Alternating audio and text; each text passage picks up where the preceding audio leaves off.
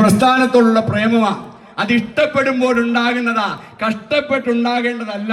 ആ ഇഷ്ടപ്പെട്ട പ്രണയം ഉണ്ടാകണമെങ്കിൽ കഷ്ടപ്പെടാതെ ആ പ്രണയത്തിലേക്ക് ശ്രീനാരായണ സർഗവസന്തത്തിന്റെ യൗവനത്തിലേക്ക് പോകാൻ കഴിയുന്ന ഒരു തലമുറ സൃഷ്ടിക്കപ്പെടണം.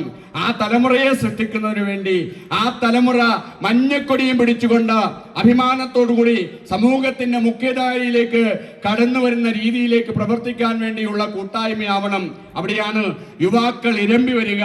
ആ യുവാക്കളുടെ ശബ്ദം ഇരമ്പി വന്നെങ്കിൽ മാത്രമേ സാമൂഹ്യ ജീവിതത്തിന്റെ സമസ്ത രംഗങ്ങളിലും മാറ്റമുണ്ടാക്കാൻ കഴിയുകയുള്ളൂ. അതുകൊണ്ട് ഏറ്റവും മുമ്പിൽ ഫോൺ ചെയ്തിരിക്കുന്ന രാജേഷിനെ പോലെയുള്ള യുവാക്കളായി പേടിക്കണ്ട കേട്ടോ, വെറുതെ പറഞ്ഞ നമ്മളെല്ലാം മാറണം. കാരണം എന്താ, ഞാൻ ഇന്നലെ വൈകിട്ട് ഒരു മീറ്റിങ്ങിൽ പോയി. എവിടെ പോയെന്ന് സുരേഷ് സാറിനറിയാം. അവിടെ ചെന്നപ്പോൾ ഒരു രാഷ്ട്രീയക്കാരൻ ഇരിക്കുക. അദ്ദേഹത്തെ എന്ന് കാണുമ്പോഴും കാണുന്നത് ടീനേജാണ്. ഇന്നലെ കണ്ടപ്പോഴും നമ്മുടെ സുരേഷ് സാറിനെ പോലെ ടീനേജ് ആയിട്ട് ഇരിക്കുക. ആ ടീനേജ് ആയിരിക്കുമ്പോൾ ഞാൻ അടുത്തിരുന്ന് ഇന്നയാളുടെ പ്രായം അറിഞ്ഞിട്ടേ പോരുമെന്ന് പറഞ്ഞു. സത്യത്തിൽ എനിക്ക് ചോദിക്കേണ്ടി വന്നില്ല.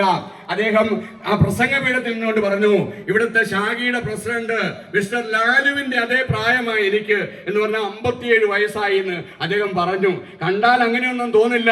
ഇദ്ദേഹത്തെ പോലുള്ളവർക്ക് വെല്ലുവിളിയായിട്ടാണ് അദ്ദേഹം നിൽക്കുന്നത്. കാരണം അദ്ദേഹത്തിന് 57 വയസ്സായി. അദ്ദേഹം പറഞ്ഞു, ഡൈയുടെ മഹത്വം കൊണ്ട് മാത്രമാണ് ഞാൻ ഇങ്ങനെയൊക്കെ നിൽക്കുന്നതെന്ന് ഞാൻ പറയാതെ അങ്ങനെ